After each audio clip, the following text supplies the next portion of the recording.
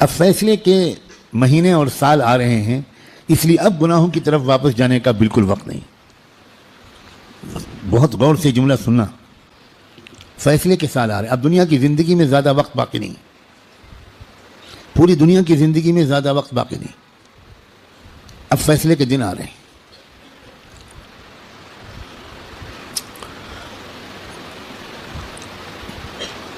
پہلے جیسا اب زمانہ نہیں ہے، ایک ایک دن جو گزر رہا ہے یہ فیصلے کے دن سے ہمیں قریب کر رہا ہے، اور فیصلے کے دن کی جو سب سے بڑی علامت ہے کہ اب فیصلے کا دن قریب ہے، وہ ہے فلسطین کے حالات۔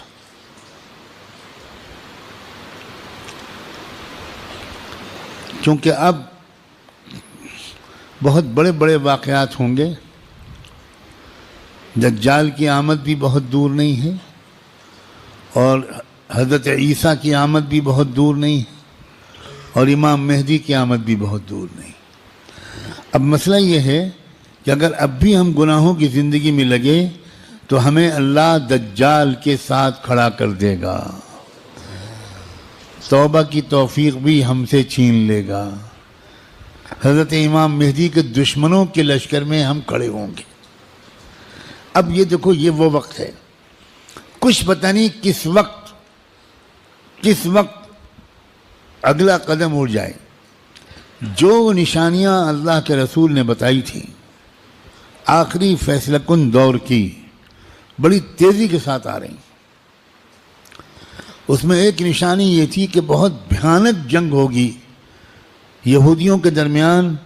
اور اصلی ایمان والوں کے درمیان۔ اس لیے جو کچھ اس وقت غزہ اور فلسطین میں ہو رہا ہے، اس سے ہر ایمان والے کا ایمان ہزاروں گنا ہر منٹ میں بڑھنا چاہیے، اس لیے کہ وہی ہو رہا ہے جو اللہ کے رسول بتا کر گئے تھے۔ جس وقت وہ آپ بتا رہے تھے اس وقت تو فلسطین میں کوئی مسلمان تھا ہی نہیں، اور آپ یہ بتا رہے ہیں کہ ایک بھیانک جنگ ہوگی، خطرناک جنگ ہوگی، یہودیوں اور ایمان والوں کے مابین ایک خطرناک جنگ ہوگی۔ آپ بتا رہے ہیں کہ ایک علاقہ ہوگا جہاں سچے پکے مومن جان دے رہے ہوں گے اور جان لے رہے ہوں گے، قربانیاں دے رہے ہوں گے، مسجد اقصی کی حفاظت میں نوجوان جوک در جوک شہید ہو رہے ہوں گے۔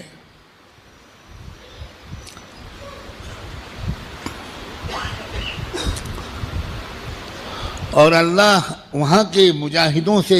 سب سے زیادہ خوش ہوگا، اصلی ایمان والے وہیں پر ہوں گے۔ یہاں تک کہ جب صحابہ نے پوچھا کہ یہ لوگ جن کے بارے میں آپ کہہ رہے ہیں سچے پکے مومن، یہ کہاں ہوں گے؟ آپ نے فرمایا یہ بیت المقدس اور اس کے چاروں طرف ہوں گے، مسجد اقصی اور اس کے چاروں طرف ہوں گے۔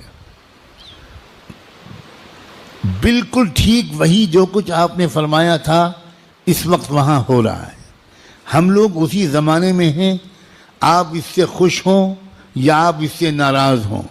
ہم کو اللہ نے وہی زمانہ عطا فرمایا جس میں ہم اپنی آنکھوں سے اللہ کے رسول کی بات کو سچا پکا ہوتا ہوا دیکھ رہے ہیں۔ تو اس وقت وہاں جو ہو رہا ہے اس سے ہر لمحے ایمان کو بڑھنا چاہیے ہمارے، یہ ہمارا ایمان کی مضبوطی کی وجہ ہے۔ لوگ الٹا سمجھ رہے ہیں، یہ جو کچھ وہاں پر ہو رہا ہے اس سے خوف اس کے دل میں آ رہا ہے جو سمجھا ہوا نہیں ہے، ڈر وہ رہا ہے جو سمجھا ہوا نہیں ہے۔ لیکن جو سمجھا ہوا ہے قرآن و حدیث کو، اللہ کے رسول کی باتوں کو، وہ یہ کہہ رہا ہے کہ یہی تو وہ فرمایا تھا اللہ کے رسول نے، جو ہو رہا ہے وہی ہو رہا ہے جو اللہ کے رسول فرما کر گئے تھے۔ اس کا مطلب یہ ہے کہ آپ کی نبوت برحق ہے، آپ سچے رسول ہیں۔ آپ نے اس وقت یہ فرمایا تھا جب اس کے کوئی آثار نہیں تھے، اب آپ نے جو آئندہ کے بارے میں فرمایا تھا کہ جو ہوگا، جب وہ ہو رہا ہے اور پچھلے 6 مہینے سے ہو رہا ہے، بلکہ پچھلے 75 سال سے ہو رہا ہے، جو اللہ کے رسول بتا کر گئے تھے، تو اس کے بعد میں جو ہوگا اس مقابلے کا آخری انجام، اس کے بارے میں اللہ کے رسول نے جو کچھ فرمایا وہ بھی یقیناً ہو کر رہے گا۔ اور وہ کیا ہوگا؟ وہ یہ ہوگا کہ اللہ کے کلمے کا بول بالا وہاں سے پھیلنا شروع ہو کر پورے عالم کی ہر کچی پکے گھر میں اللہ کا کلمہ داخل ہوگا، پوری زمین پر انصاف کا نظام قائم ہوگا، اللہ کا حکم چلے گا، باطل ٹوٹے گا، حق کا غلبہ ہوگا، ایمان والوں کو اللہ تعالیٰ عزت، حکومت، اقتدار، طاقت، غلبہ دیں گے، ان کی قربانیوں کے انعام کے طور پر ضرور دیں گے۔ اور پھر دجال کا قتل ہوگا، دجال سے چھٹکارا ملے گا، پوری دنیا میں لا يبقى بیت مدر ولا وبر الا وتدخل فيه کلمۃ الاسلام بعز عزیز او بذل ذلیل۔ اللہ کے رسول کی حدیث کے الفاظ ہیں کہ کوئی کچا پکا گھر یا کوئی خیمہ ایسا نہیں بچے گا جس میں اللہ کا کلمہ داخل نہ ہو جائے، طاقت کے بل پر یا قبول کر کے داخل ہو کر رہے گا۔ اس لیے لوگوں، یہ بہت چوکنا رہ کر جینے والا زمانہ ہے۔ اگر اسی طرح غفلت میں رہے جس طرح اب تک جی رہے ہیں تو ہمیں خبر بھی نہیں ہوگی، اور اللہ کی طرف سے فیصلہ ہو چکا ہوگا کہ اس نالائق، فاسق، فاجر، خطاکار، گنہگار مسلمان کو میں دجال کا ساتھی بناؤں گا، یہ امام مہدی کا ساتھی نہیں بنے گا، یہ حق کا ساتھی نہیں بنے گا، یہ سچ اور انصاف کا ساتھی نہیں بنے گا، یہ مظلوموں کا خادم نہیں بنے گا، یہ ظالموں کا ایجنٹ بنے گا، یہ ظالموں کا مخبر بنے گا، یہ ظالموں کا دلال بنے گا، 4 پیسے کے لیے تھانے پہ جا کر مخبری کرے گا۔ یہ فیصلہ کسی لمحے ہم میں سے کسی کے بارے میں ہو سکتا ہے۔ یاد رکھنا، میں نے اللہ کی توفیق سے اپنی بساط کے مطابق بہت لمبی بات کو چند جملوں میں سمیٹ کر آپ کے سامنے رکھ دیا ہے۔ قسم کھا کے کہتا ہوں، اس میں ذرا بھی مبالغہ نہیں ہے، فیصلے کا دن قریب ہے۔ اب اگر گناہوں کی طرف واپس لوٹے، اب اگر پچھلی زندگی کی طرف واپس لوٹے، جن غلطیوں کو چھوڑنے کا فیصلہ کیا ہے، بار بار اللہ تعالیٰ سے عہد کیا ہے، بار بار رو رو کر انفرادی اور اجتماعی طور پر یہ ارادہ کیا ہے کہ اب گناہ کی طرف واپس نہیں جائیں گے، دوستو اب اگر واپس گئے تو پتہ نہیں پھر دوبارہ توبہ نصیب ہوگی کہ نہیں، کیونکہ یہ جو دن اب آ گیا زمانہ، اس زمانے کو پہچاننا علماء کا فرض ہے۔ علماء کی ذمہ داری ہے کہ وہ اس دور کو پہچانیں۔ پچھلے دور کی روایتی باتوں سے کام نہیں چلے گا، اب آپ کو اکابر علماء کے پاس رہنا پڑے گا، کچھ مہینے گزارنے پڑیں گے، تربیت لینی پڑے گی، ان کا اعتماد حاصل کرنا پڑے گا۔ جب اعتماد ہوگا تب وہ آپ کو خاص خاص باتیں بتائیں گے، تب وہ آپ کو اپنے سینے کا علم منتقل کریں گے، تب آپ کو وہ امانت سونپیں گے، آپ کو ایک ذمہ داری سونپیں گے کہ بھئی کس طرح امت کے عوام اور خواص کو، امت کے مردوں اور عورتوں کو، اور خاص طور پر امت کے نوجوانوں کو کس طرح سنبھالنا ہے۔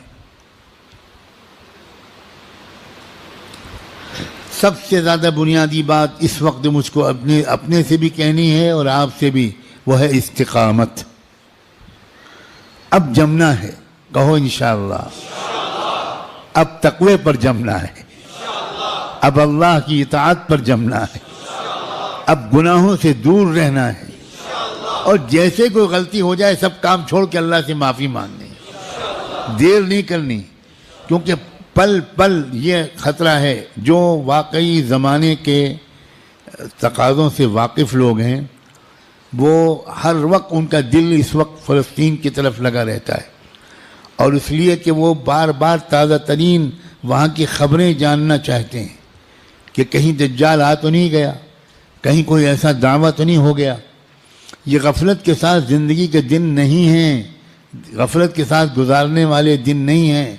یہ بہت ہوشیاری کے دن ہیں۔ اور یہ بھی یاد رکھنا، الٹے سیدھے مقرروں اور مولویوں،